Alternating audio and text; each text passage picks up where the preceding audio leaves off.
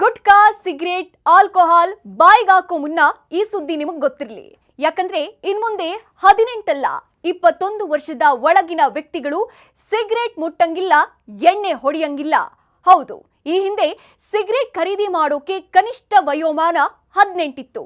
ಈಗ ಅದನ್ನ 21ಕ್ಕೆ ಏರಿಕೆ ಮಾಡಿ ರಾಜ್ಯ ಸರ್ಕಾರ ಆದೇಶ ಹೊರಡಿಸಿದೆ.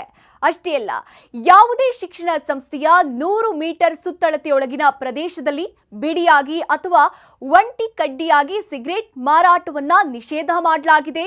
ಅಷ್ಟೇ ಅಲ್ಲ, ಇನ್ಮುಂದೆ ಸಾರ್ವಜನಿಕ ಸ್ಥಳಗಳಲ್ಲಿ ತಂಬಾಕು ಉತ್ಪನ್ನಗಳನ್ನು ಬಳಕೆ ಮಾಡಂಗಿಲ್ಲ.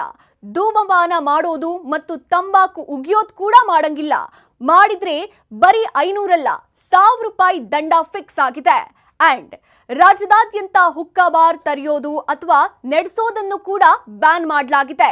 ಈ ನಿಯಮವನ್ನ ಉಲ್ಲಂಘಿಸಿದ್ರೆ 1 ವರ್ಷದಿಂದ 3 ವರ್ಷ ಜೈಲು ಹಾಗೂ 50,000 ರೂಪಾಯಿಯಿಂದ 1 ಲಕ್ಷ ರೂಪಾಯಿಗಳವರೆಗೆ ದಂಡ ವಿಧಿಸಲಾಗುತ್ತೆ.